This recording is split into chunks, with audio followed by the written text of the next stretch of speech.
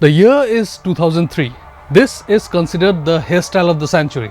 Mobile phone calls are still prohibitively expensive, internet is still in its nascent stage, social media is not the unavoidable evil that it is today, and WhatsApp University is still under construction.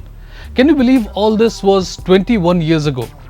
21 years is a long time. Look at how many things have changed around us. Cars, phones, fashion, etc. etc.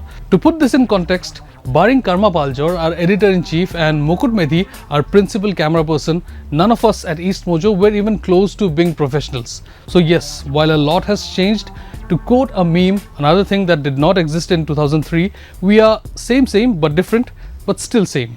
And then there is Nagaland, a state where sometimes the statement, time has not changed much, makes a lot of sense. And no, I'm not talking about aesthetics or trying to give a voiceover for a somewhat wonderless thing on Instagram.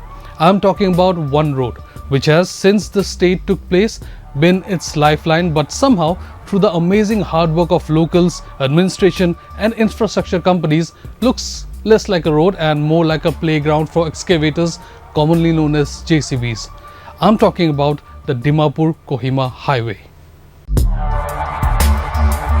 Pursuing for months. The village of Assam, in the 75th Independence Day.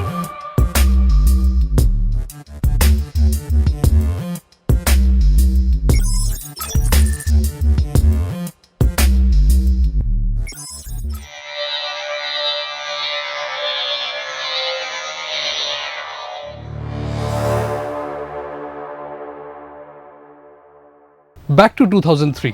Atal Bihari Vajpayee is our Prime Minister, the man whose oratory skills meant millions because his fans, even though not everyone agreed with his right-wing politics, but Vajpayee for many in the Northeast was one of the first Prime Ministers that left a lasting mark on the locals.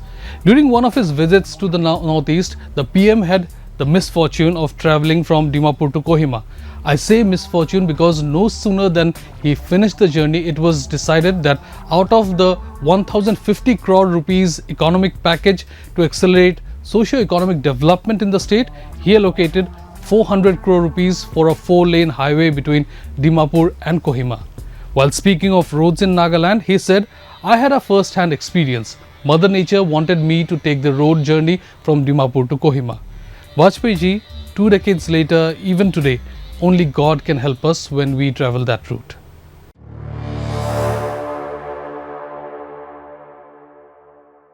"74 kilometers, that is the length of the Dimapur-Kohima Highway, and of course the final distance may change depending on where you start and where you finish. Developing roads and adding lanes to existing roads is not new even in the Northeast. There are several examples where existing highways have been expanded and lanes have been widened. But of course, things are never easy in Nagaland. After the project was approved, the BJP lost to Congress, and according to the Nagaland Chief Minister, there was no progress made on the highway during the 10-year rule of the Congress-led UPA. Fine, but then came the BJP, the double-engine, triple-engine, engine-he-engine government, and they have been in power for a decade. So what has happened since? In short, not much. In detail, here it goes.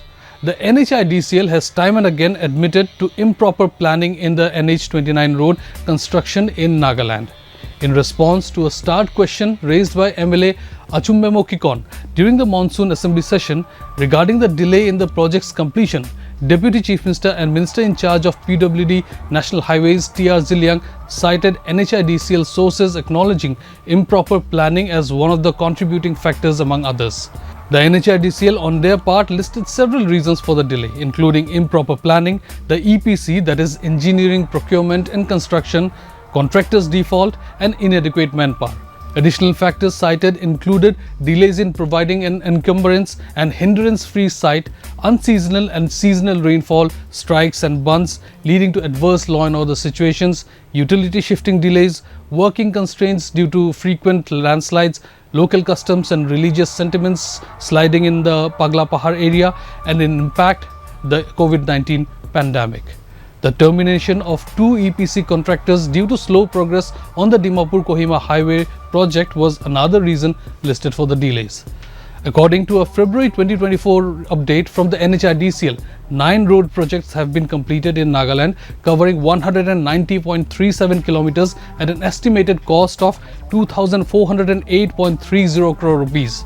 However, 30 other projects are still ongoing, spanning 602.3 kilometers and requiring an investment of 10,871.2 crore rupees.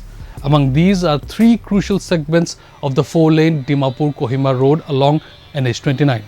During the recent State Assembly session, Nagaland Chief Minister Neiphiu Rio criticized the NHIDCL for the way it managed the Kohima-Dimapur 4-lane road project.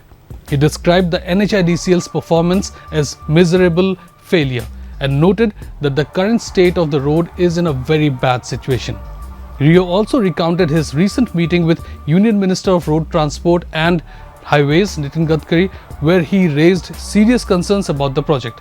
According to Rio, Gadkari acknowledged the issues and even supported the state's decision to file criminal cases against those responsible for the poor execution of the project. Gadkari reportedly suggested that a non-bailable warrant should be issued against those involved. And yes, if you think you have heard all of this before, you are not dreaming. You are right. 2 years ago, EastMojo had done this story, and turns out he was not wrong. Because in 2024, when our correspondent Medulino Ambrosia did this story, surprise, surprise, nothing has changed.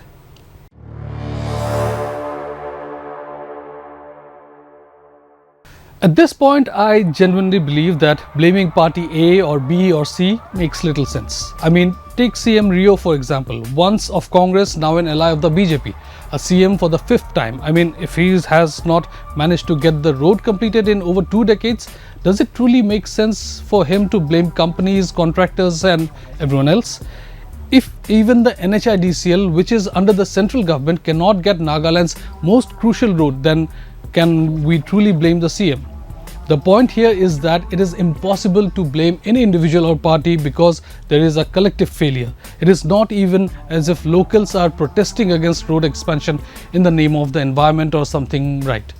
If they were trying to reduce cutting trees, we could have simply called them leftists, anti-national, foreign-funded environmentalists, etc. and moved on. But the locals, at least most of them, want this road to be a success. So what is stopping it? If corruption is the reason, who are the corrupt people who are making money while innocents die by the road? We never tire of local leaders complaining about how centre ignores them, but even when the centre seems to be interested in providing services, it looks nothing moves forward. Is the centre serious about the road or not? If not, why is CM Rio not calling out the leadership instead of blaming NHIDCL for its lack of activity? We know the answer to why. And for those outside Nagaland, imagine if this is how bad and uncertain the state's most important road is. Can you imagine how bad the roads must be in interior Nagaland? No, you don't need to imagine. You can see some visuals here when we went deep into eastern Nagaland towards the Mon, Tuensang and Longling districts. Astonishingly, a state where the BJP is in power seems so helpless in getting government projects executed. It is shocking that even in 2024, innocent Nagas continue to die because they dared to travel from point A to point B. And it is perhaps a dire indicator that true development, the kind that lifts people out of multi-dimensional poverty and allows them to dream big, may never become a reality in Nagaland. In 2003, Prime Minister Vajpayee remarked, "I was told that of all the roads in the state, this Dimapur-Kohima is the best. If this is the best, it is difficult to imagine how bad is the worst." I wish Vajpayee ji could see that even today, when it comes to roads and infrastructure, Nagaland is deep into the 20th century. But hey, at least the politicians have become richer.